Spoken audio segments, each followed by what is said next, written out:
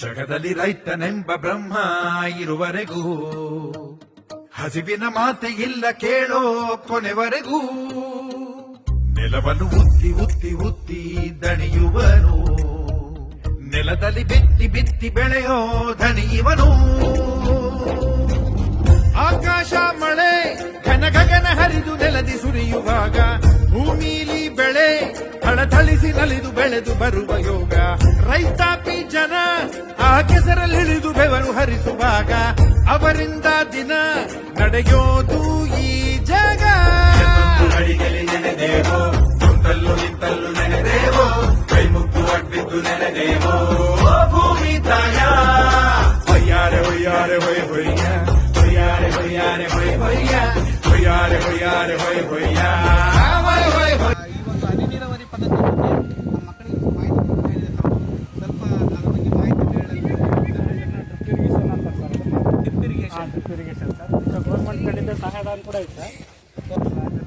ಇದಕ್ಕೆ ಸ್ವಲ್ಪ ನೀರಿದ್ರೂ ಕೂಡ ಒಲವಷ್ಟು ಮೇಂಟೈನ್ ಮಾಡ್ಬೋದು ಸರ್. ಇದಕ್ಕೆ ಡೈಲಿ ನೀರು ಹರಿಸಿದ್ರೆ ನೀರು ವೇಸ್ಟ್ ಆಗುತ್ತಲ್ಲ ಸರ್? ವೇಸ್ಟ್ ಆಗಲ್ಲ ಸರ್. ಇದು ಸರಿಯಾಗಿ ಕಡಿಮೆ ನೀರಿಂದ ಬೆಳೆ ಬೆಳಿಬೋದು. ಹೌದು ಸರ್. ನೋಡ್ರಿ, ತಿಳ್ಕೊಬೇಕೆಲ್ಲರೂ. ಈ ಡ್ರಿಪ್ ಇರಿಗೇಷನ್ ಅನ್ನ ಯಾಕೆ ಮಾಡ್ತಾರೆ ಹೇಳ್ರಿ? ನೀರನ್ನ ಕಡಿಮೆ ನೀರಿನ ಉಳಿತಾಯ ಮಾಡಬಹುದು. ಆಮೇಲೆ ಅತಿ ಹೆಚ್ಚು ಎಕರೆಗಳಲ್ಲಿ ನಾವು ಬೇಸಾಯವನ್ನು ಮಾಡಬಹುದು. ಒಂದು 10 ಎಕರೆ ನೀರು ಕಟ್ಟಿದ್ರ? ಹಾಂ ಸರ್.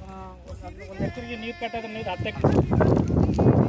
ಆಮೇಲೆ ಭೂಮಿ ಕೂಡ ಹಣದ ದೀಪ, ಜಗದಲ್ಲಿ ಅಲೆಗಳು ಕಲೆಗಳು ತಲೆಗಳು ಉರುಳಿದವೆಷ್ಟೋ ತಮ್ಮ. ಮುಗಿಯದು ಅಂದಿಗೂ ಇಂದಿಗೂ ಎಂದಿಗೂ ಉಳುವ ಜನರ ಯುಗ ಧರ್ಮ. ನಗರದ ಆಗದ ಹೋಗದ ಬೀಗಿದ ಜೀವನ ಸಾಕಿದೆ ತಮ್ಮ. ನೆಲದಲ್ಲಿ ಚಿನ್ನದ ರನ್ನದ ಮುತ್ತಿನ ಬದುಕು ಗಣಿಯ ನಿಂತ ಬ್ರಹ್ಮ. ನಿನ್ನ ನೆತ್ತಿಯಲಿ ಹುಟ್ಟು ಬೆವರ ಹನಿ ಮುಟ್ಟಿ ಬಂದಿಸಲಿ ಭೂಮಿ ತಾಯಿ ಪದ. ನಿನ್ನ ನೆತ್ತಿಯಲಿ ಹುಟ್ಟು ಬೆವರ ಹನಿ ಮುಟ್ಟಿ ಬಂದಿಸಲಿ ಭೂಮಿ ತಾಯಿ ಪದ.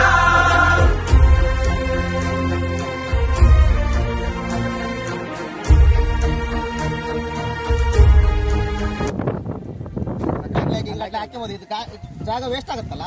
ಇಲ್ಲಿ ಇಂಥ ದೊಡ್ಡ ಗಿಡಗಳ ಮಧ್ಯೆ ಏನಾದ್ರು ಸಣ್ಣ ಪುಟ್ಟ ತರಕಾರಿಗಳನ್ನ, ಸೊಪ್ಪುಗಳನ್ನ ಆ ತರ ಬೆಳೆದ್ರೆ ಅದನ್ನ ಮಿಶ್ರ ಬೇಸಾಯ ಅಂತ ಕರೀತಾರೆ. ಈ ಎಕ್ಸಾಂಪಲ್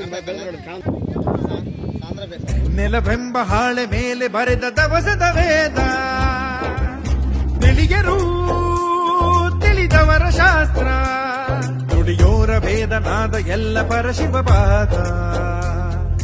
ಜನಪದ ಕೀರ್ತನೆ ಪ್ರಾರ್ಥನೆ ಭಾವನೆ ಅನುಭವ ಸಾರುವ ಗಾದೆ.